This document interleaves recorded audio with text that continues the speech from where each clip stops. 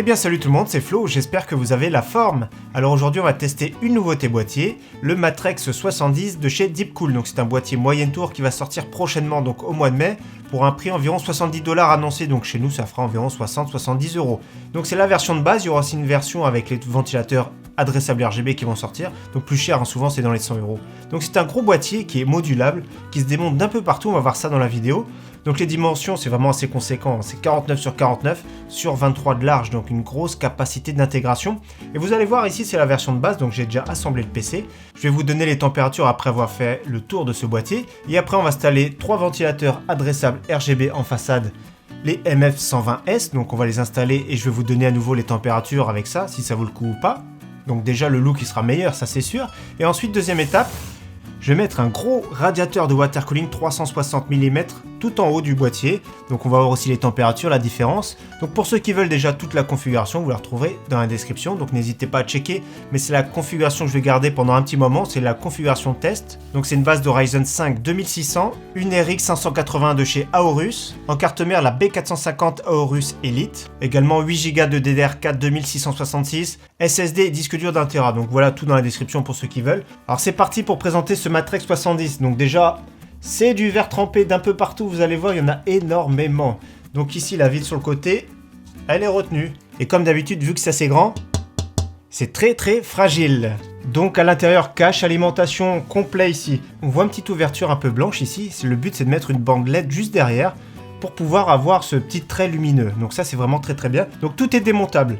Ici d'ailleurs, nous avons du verre trempé en bas également. Donc voilà, c'est du verre trempé, toujours pareil. C'est fragile, donc faites attention.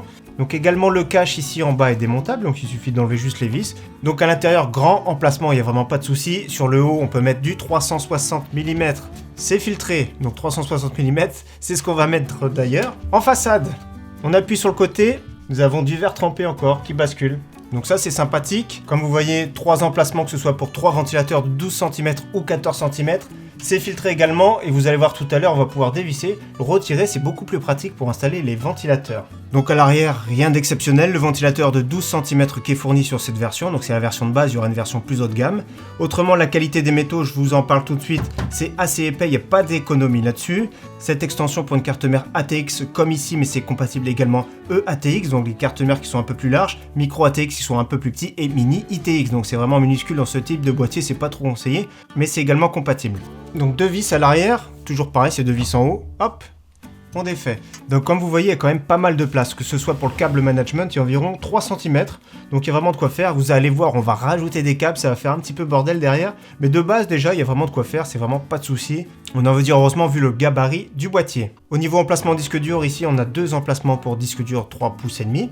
Au niveau SSD, on peut en mettre 2 ici, également 2 là. Donc 4 SSD, 2 disques durs, il y a vraiment de quoi faire au niveau stockage. Donc sur le dessous, je vous montre, c'est entièrement filtré. On peut rajouter, je pense, un ventilateur de 12 cm, ça peut être possible. Donc ça c'est bien, entièrement filtré. Pour la poussière, c'est nickel, c'est lavable. C'est vraiment ce qui est recommandé de nos jours en 2019. Donc voilà, on va parler maintenant des températures et après on va installer les 3 ventilateurs de façade. Donc j'ai lancé un 3D Mark Basic Edition, donc 4500 points pour ceux qui se demandent cette configuration. Après ça, le Ryzen 5 a fait 61 degrés, ce qui est vraiment pas mal du tout. Et la carte graphique, la RX 580, a fait 67 degrés. Donc très bon boîtier, l'air circule bien, ne stagne pas. Et ça, c'est vraiment très bien. Donc ce que je vous propose maintenant, c'est qu'on relook ce boîtier et on va de nouveau prendre les températures pour voir si l'apport de 3 ventilateurs en façade, ça fait du bien soit à la carte graphique, soit au processeur. Allez, c'est parti!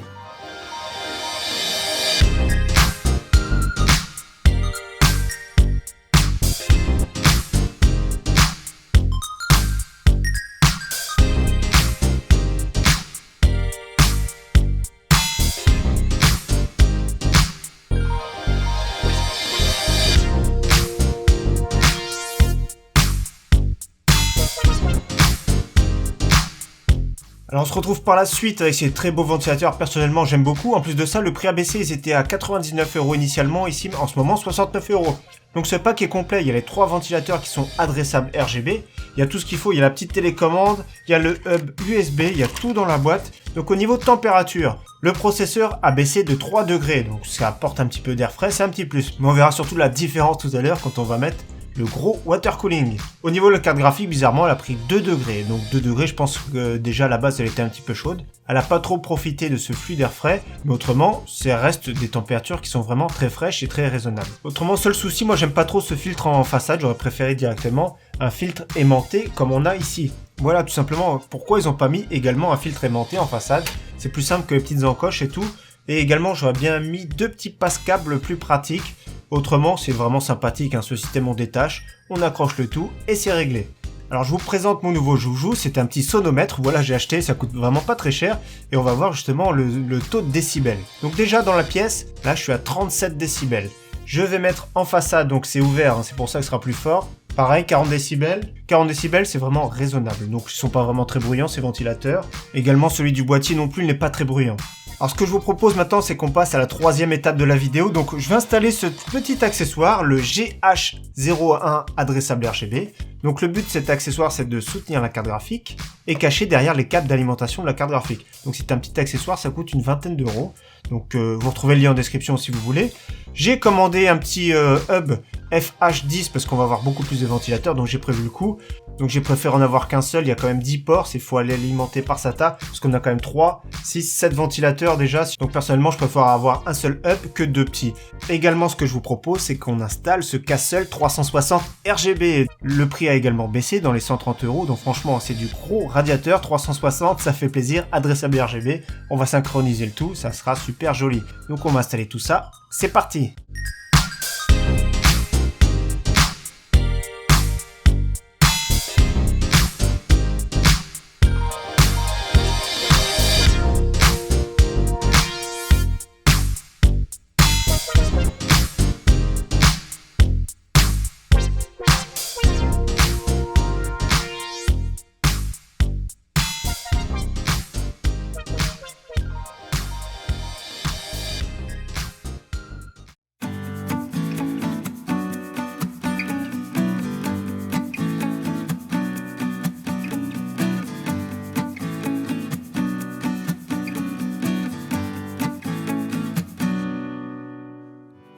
Alors ce water cooling super performant, 39 degrés le processeur, toujours pareil après un 3D Mark.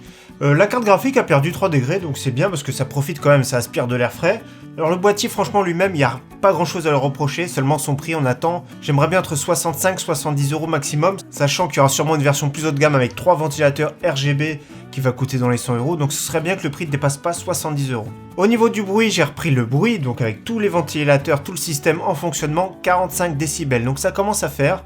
Donc passé 42, déjà on commence à entendre le bruit, 45 on entend un petit peu, donc il faudra réguler tout simplement dans le BIOS, c'est assez facile, ou via logiciel. Au niveau du RGB, Deepcool fait toujours de la qualité, il y a toujours tous les accessoires qu'il faut.